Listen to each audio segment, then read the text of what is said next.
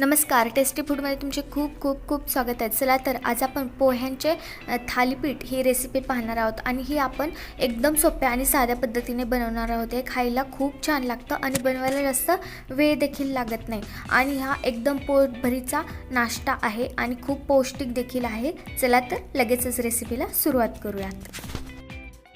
पोह्यांचे थालीपीठ बनवण्यासाठी मी इथे 1 वाटी एवढे पोहे घेतलेले आहेत। आता हे पोहे आपण एका मोठ्या पातेल्यामध्ये टाकून घेऊयात आणि हे 2 ते 3 पाण्याने स्वच्छ धुवून घेऊयात।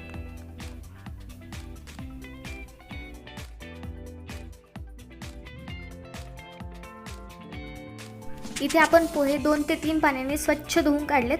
आता यामध्ये थोडंसं पाणी टाकायचे आणि हे 5 मिनिटं भिजू द्यायचे। पोहे भिजतायत तोपर्यंत आपण हिरवं वाटण करून घेऊयात। हिरवं वाटण करण्यासाठी मी इथे एक मिक्सरचं भांडं घेतलं। त्यामध्ये मी 4 ते 5 हिरव्या मिरच्या टाकल्यात, तसेच यामध्ये 10 ते 15 लसणाच्या पाकळ्या टाकल्यात, थोडंसं अद्रक घातलंय, थोडंसं ओवा टाकलाय आणि 1 चमचा इतकं जिरं देखील घातलंय। आता हे सगळं बारीक दळून घेऊयात। इथं आपण सगळं हिरवं वाटण पाणी न करता बारीक दळून घेतलंय। आता हे सगळं मिक्सरच्या झाकणामध्ये काढून घेऊयात। इथं आपण सगळं मिश्रण हे काढून घेतलंय। आता पोहे भिजले की नाही ते चेक करूयात। इथे 5 मिनिटं झालेले आहेत आणि पोहे छान भिजलेत। आता हे एका मोठ्या ताटामध्ये काढून घेऊयात।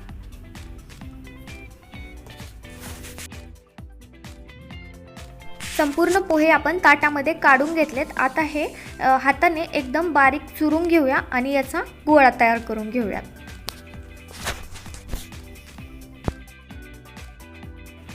इथे आपला पोह्यांचा गोळा मळून झालाय। आता यामध्ये अर्धी वाटी एवढं गव्हाचं पीठ घालूया, अर्धी वाटी एवढं ज्वारीचं पीठ घालूया, छोटी अर्धी वाटी एवढं बेसन पीठ घालूया आणि पोह्याचा गोळा आणि हे टाकलेली सर्व पीठं छान मिक्स करून घेऊयात।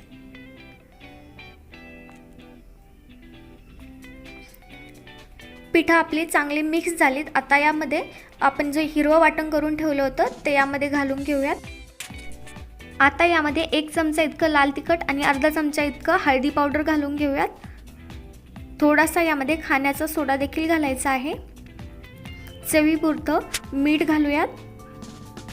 तसेच यामध्ये खूप सारे पांढरे तीळ घालून घेऊयात।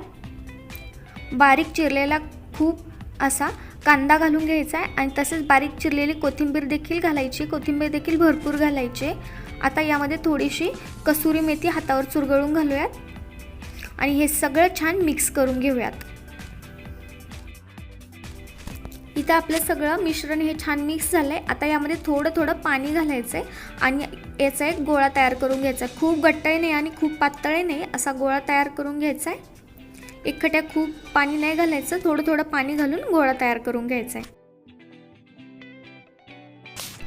इथं आपला गोळा मळून झालाय। आता यावरती झाकण टाकूया आणि 5 मिनिटांसाठी हे भिजत ठेवूयात।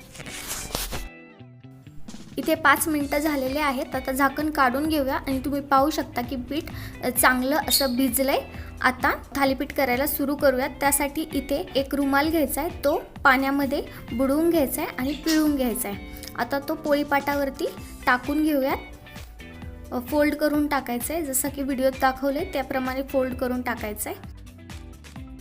आता रुमालावरती थोडंसं पाणी टाकायचे आणि मळलेल्या पिठामधून एक गोळा करून घ्यायचा आहे आणि तो हातावरती गोल करून घ्यायचा आहे। आता थालीपीठ थापून घेऊया। जर थालीपीठ हाताला चिटकत असेल तर थोडंसं पाण्यामध्ये हात बुडवायचा आहे आणि पुन्हा थालीपीठ थापून घ्यायचे, मग थालीपीठ हाताला चिटकत नाही। आपलं थालीपीठ इथं थापून झालंय। आता याला 4 होल पाडूया, म्हणजे आपल्याला ते तेल टाकण्यासाठी उपयोग होईल। आता थालीपीठ भाजून घेऊयात। थालीपीठ भाजण्यासाठी इथे मी तवा ठेवून घेतलाय। तवा चांगला गरम झालाय। आता याला तेल लावून घेऊयात। इथे तव्याला तेल लावून झालंय। आता यावरती थालीपीठ टाकून घेऊया आणि 2 मिनिटांसाठी हे मीडियम आचेवरती भाजून घेऊयात। इथे 2 मिनिटं झालेले आहेत। आता यावरती झाकण ठेवूया आणि मंद आचेवरती 3 मिनिटांसाठी हे शिजून घेऊयात। 3 मिनिटं झालेले आहेत। आता यावरील झाकण काढून घेऊया आणि थालीपीठ पलटी करून घेऊयात। आता दुसऱ्या साईडने देखील 2 ते 3 मिनिटं भाजून घेऊयात। 3 मिनिटं झालेले आहेत। आता थालीपीठ पलटून घेऊया। दुसऱ्या साईडनं देखील थालीपीठ खूप छान भाजलं आहे आणि अशा प्रकारे आपलं खमंग खुसखुशीत असं थालीपीठ बनून तयार झालेलं आहे। आता हे काढून घेऊया आणि याचप्रमाणे सगळे थालीपीठ बनवून घेऊया। अशा प्रकारे आपलं पोह्याचं थालीपीठ हे बनून तयार झालेलं आहे। तुम्ही हे सॉससोबत खाऊ शकता, दह्यासोबत खाऊ शकता किंवा एखाद्या चटणीसोबत खाऊ शकता। तिन्हीसोबतही एकदम अप्रतिम लागतं। हे तुम्ही गरम गरमच हे खूप छान लागतं।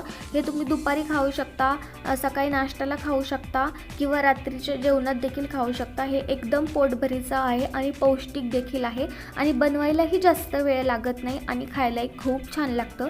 तुम्ही एकदा हे नक्की ट्राय करून पहा, तुम्हाला देखील हे नक्कीच आवडेल।